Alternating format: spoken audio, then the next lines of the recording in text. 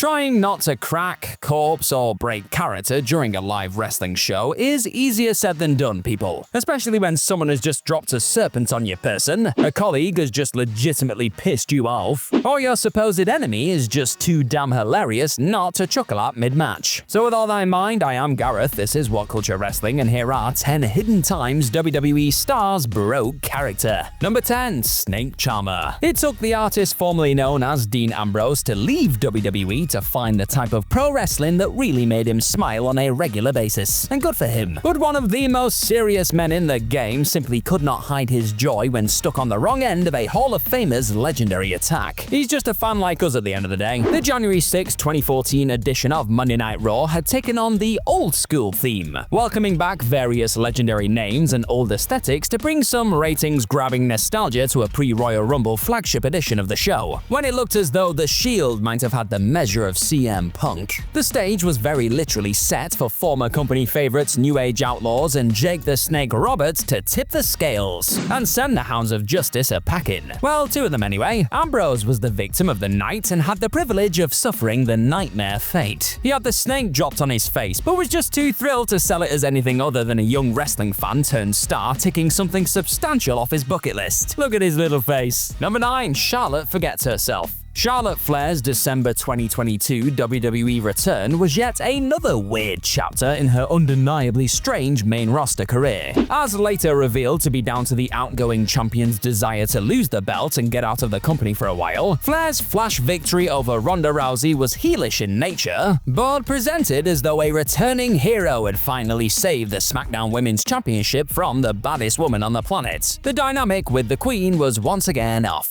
and wasn't improved in a moment of forgetfulness when she defeated Sonya Deville 1 week later. Having scored the win, Flair temporarily betrayed her entire new babyface act by slipping into the heel one she played oh so well, snatching the belt out of referee Jessica Carr's hands as a furious heel might. She then attempted to style out the moment with a heartfelt thank you. Like, ah, yes, that is mine, thank you. It was bizarre and just barely saved by her act of contrition. But as weird moments from her decade plus as a second-generation star go, it's only mid-table madness, to be honest. Now, what's your favorite Charlotte Flair match of all time? You let me know in the comment section down below. Now back to the video. Number 8. Triple H drops the act. Back in 2014, Triple H snarkily mocked certain sections of the WWE fanbase in a promo. That later came back to haunt him as ratings plunged lower than ever in the final years of Vince McMahon's tenure with the company. But it was while still portraying the authority boss that he abandoned the bit entirely to tend to a crying child sick of their domination. Much of the usual made up the January 19, 2015 Monday Night Raw, with Seth Rollins, Kane, and The Big Show booked to take on John Cena in a handicap match. But something out of the ordinary occurred on the arena floor. The game spotted a sad young fan tearing up at ringside thanks to the actions of his cronies. In a post-show scene captured by another fan near the incident, Hunter appeared to reassure the child that all would be well, and various in-arena sources suggested the child was also invited backstage as an added bonus after the show, which is actually quite lovely, really. Real heat doused, sure, but at least some tears were being wiped away in the process, and that's all that matters. Number 7. Earthquake kicks some ass. Koji Kito's place in WWE history can mostly be boiled down to 2 remarkable appearances in early 1991, but his abbreviated tenure was anything but incident-free. After working a WrestleMania 7 tag match against Demolition to get over WWE's relationship with Super World of Sports in Japan, Kito caused a far bigger stir with Earthquake mid-days later. Midway through something of an interpromotional match between the former sumos in Kobe, Kito decided to just stop selling for the WWE star. Okay then, this quickly got out of hand and degenerated into an ugly real-life scuffle between the monsters that the referee and various other scattered officials were just too small to separate. Would you get in between these two? Sensing the gravity of what he'd created and maybe how much worse it was about to get, Koji eventually took a swing for the ref, forcing a disqualification and a way out of a horrible mess. But the clown show was not over. Kito declared wrestling as fake as a way to explain away his strange night. With multiple lines crossed, he was soon let go from SWS and never worked anything remotely WWE adjacent again. What a ride. Number 6. Wrestlers stop wrestling. The first ever pandemic SmackDown was a grim experience. That was,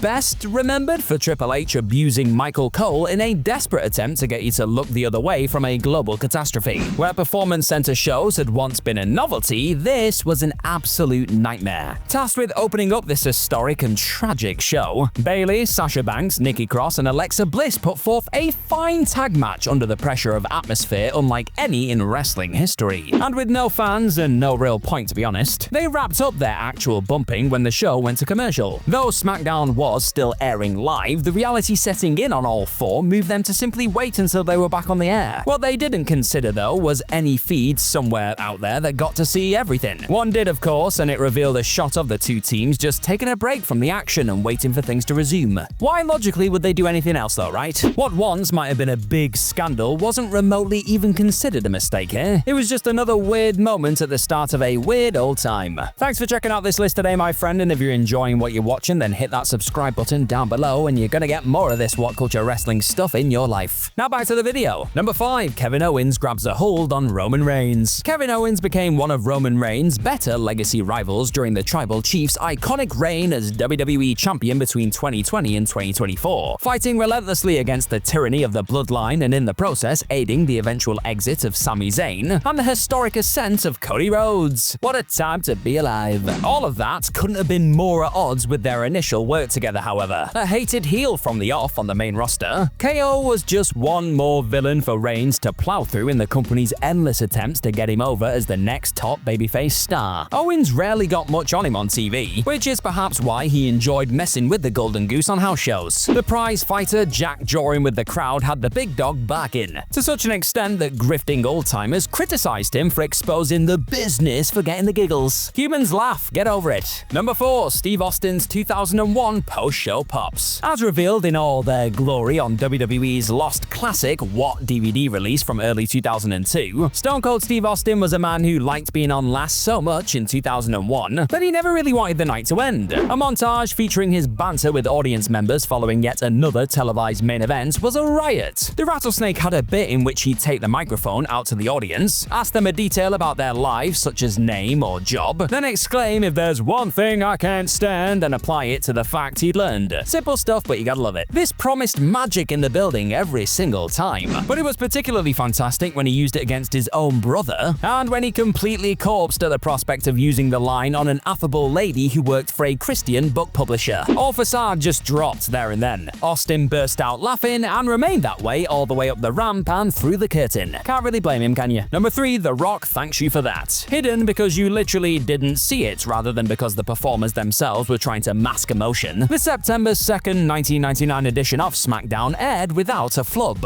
but has since been rebadged as one of the more heartwarming moments between two company all-timers. Midway through yet another classic Rock and Sock connection exchange, the Great One went full steam ahead towards his closing salvo, but did so in such a way that his glasses betrayed his aura. Drenched in sweat from another red-hot 1999 night, or simply unable to cope with the electricity coursing through the Rock's veins, they went flying to the ring and the seconds of pause from both men started to last a lifetime. As documented lovingly in his second autobiography, Mick Foley sympathetically improvised, picking them up and handing them back over. In kind, Rock made the pitch-perfect choice to be earnest for a split second, before dropping back into character, safe in the knowledge the full version probably would not make the air. It has since been replayed countless times anyway, even if the magic of the moment was initially deemed worth hiding away. In other words, it didn't matter that they hit it. Number 2. Sami and Becky's Philly Bakery banter. The Mixed Match Challenge was a desert rose between 2017 and 2018, a delightfully stupid idea existing as part of a business relationship with Facebook,